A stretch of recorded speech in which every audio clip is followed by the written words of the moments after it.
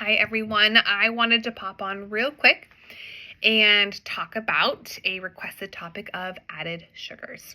So I always like to talk about, right, what is the function of sugar in our food system? And this goes back to food chemistry.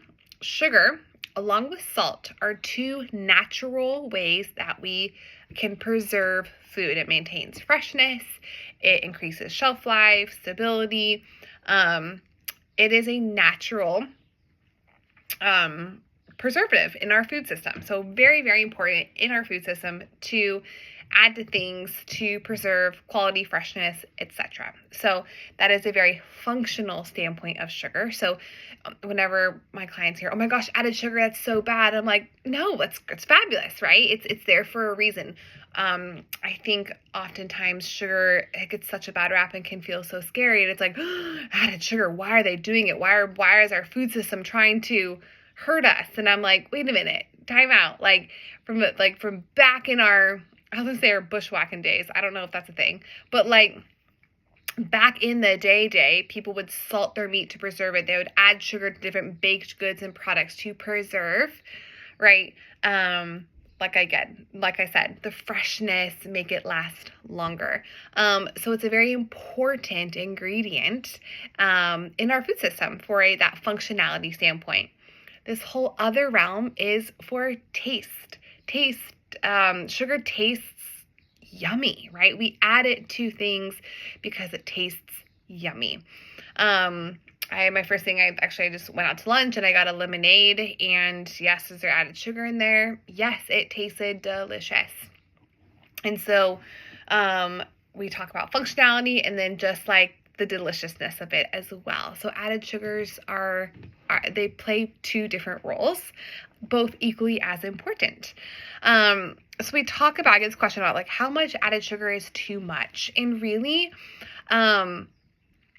unless how do I want to approach this one?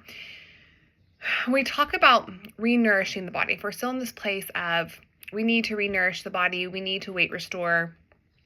We're in that very beginning phase of recovery. There oftentimes isn't such a thing as too much, unless someone went for breakfast, snack, lunch, and dinner, all they had was sugar, right? Then I'd be concerned, right? But that replaced sugar with any other macronutrient. If all they had was protein, I'd be concerned. If all you had were vegetables, I'd be concerned. If all you had were fruit, I'd be concerned, right? So anything when taken to excess is concerning because you miss out on everything else nutrition-wise that you need, right? Every single different macronutrient or food group has its own nutrition benefits. And so sugar in and of itself is not bad, just like protein in and of itself is not bad, just like fruit in and of itself is not bad, just like vegetables in and of itself are not bad, dairy, whatever the nutrient is.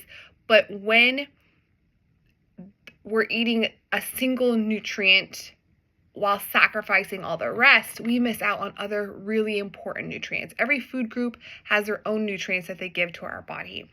So when we talk about, once again, added sugar, unless all you're having is sugar all day long, and when I'm talking about added sugar, I'm talking like I'm only drinking lemonade for breakfast, and then for snacks, I'm having fruit punch, but that's it, right? I'm trying to think of what else you would add. You have to just only be eating sugar. Then I'd be like, okay, yes, we got a problem here because we're not eating anything else. But if we're talking about for breakfast, I'm making oatmeal and I'm putting brown sugar on my oatmeal, and then I'm having, nuts and nut butter on there with some fruit. It's just great, right? We have all these other food groups present as well. Added sugar is just part of that meal. Totally fine, right? It's great. It's beautiful. And then you go on to snack, and let's say you have a lemonade with a string cheese. Great. You have some protein, you have some fat, you have some sugar, carbohydrates, giving your body glucose. Totally fine. And then the next meal, lunch, let's say you have a grilled cheese with chocolate pudding and an apple, most random lunch ever. And then, I don't know, maybe, what food group am I missing? Maybe some Greek yogurt. But the Greek yogurt has some added sugar and the chocolate pudding has some added sugar.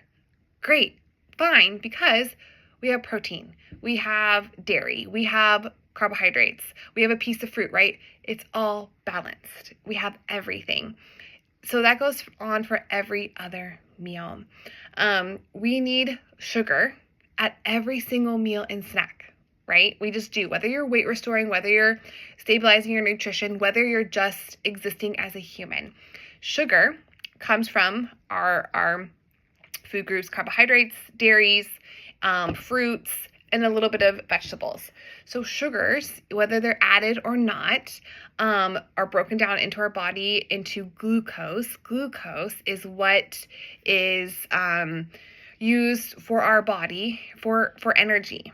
And so we need that in the most abundant supply. Over any other macronutrients, we need the most carbohydrates. We need the most sugar. That is just the reality. And so unless all you're eating at a meal and snack is sugar, which sugar's not bad. It's just we're missing sorry, you can totally see my cat right here.